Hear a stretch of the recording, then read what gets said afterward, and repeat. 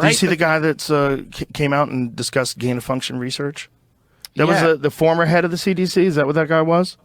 So you find it. I think it's former head of CDC talks about gain of function research.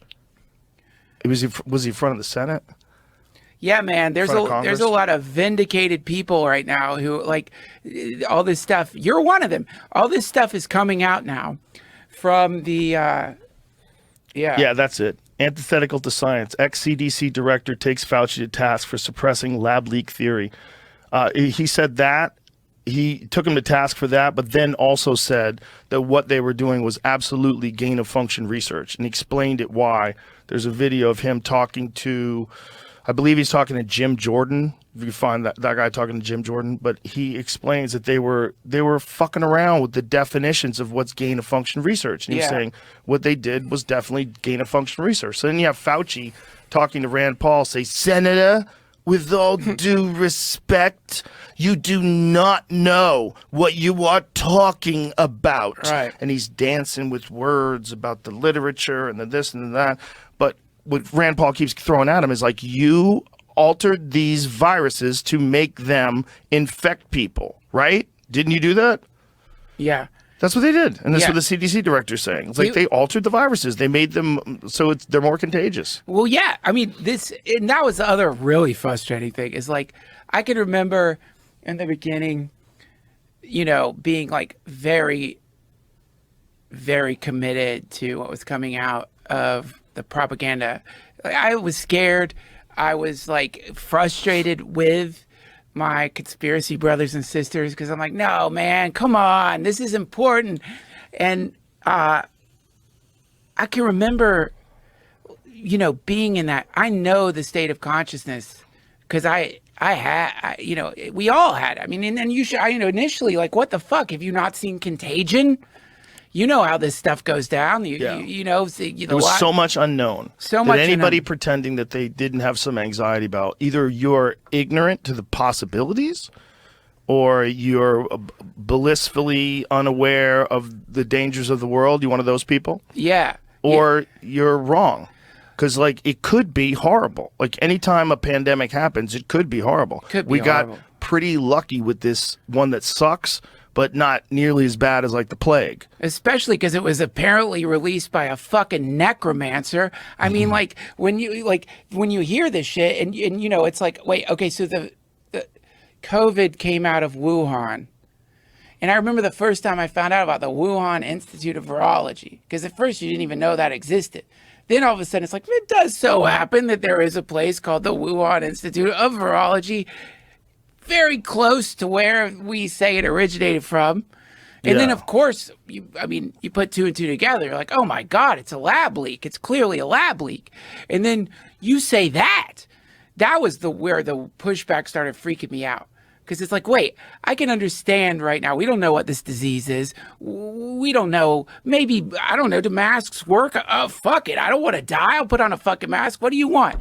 You want to peg me if it'll keep COVID away? Go ahead. I don't know. I don't want to suffocate. I don't want to get intubated. Go ahead and peg me. Oh, it doesn't work. Peg me. But then suddenly the pushback to just basic probably, right? Even like Jon Stewart. Remember when Jon Stewart goes on Colbert? He's like, Wuhan. It's the Wuhan Institute of. Come on, man. It was weird, right? Like that was where. Well, it became connected to Trump. That was part of the problem. Oh, was it the China virus? China virus. China virus. Yeah, it became connected to him. And if it was no one's fault, it was just some sort of a natural spillover, then everybody's okay.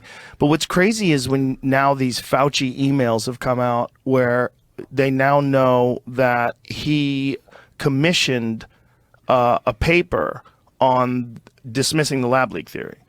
That this was after they had internal discussions about whether or not they were responsible for this and whether or not the Wuhan virology lab was doing gain of function research. So they're debating this in internal emails. And then he commissions a paper to try to dismiss the lab leak theory. So he gets these scientists to go aboard with it.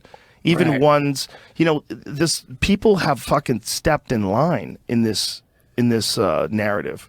people that initially were suspicious that it was a lab leak theory were initially contacted or somehow or another threatened or shamed or just be worried about the reputation, because it was just too crazy to say it was a lab leak theory, because then you're connected to Trump, or then you're connected to racism, then you're connected to all sorts of horrible things. Yeah. So just go along with the spillover. It's possible it's a spillover. Most of these are spillovers. Let's say it's a spillover. So you go, look, it's easier for my career, my life, and my fucking sanity.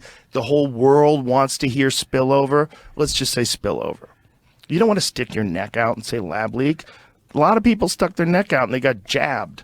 They got stabbed. And I mean, people were very upset with people that didn't follow the express narrative as everybody was supposed to say. And then over time, it started to shift. Yeah. Now, over time, people are starting to wake up and go, well, this is why did we trust pharmaceutical companies? We never trusted them before. And all of a sudden they're our friends. That's a crazy idea. And why are you trusting these people to just tell you what needs to be done and suppressing the voices in the scientific community of people who disagree?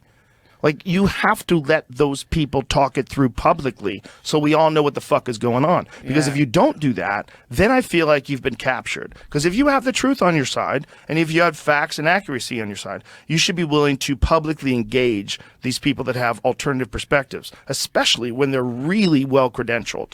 Guys like Dr. Peter McCullough or Robert Malone. Yeah. These people, if you think they're dangerous, talk to them. Yeah. Yeah, right, man. Talk to them and debate them and do it publicly so we can all see it. Don't just suppress their voices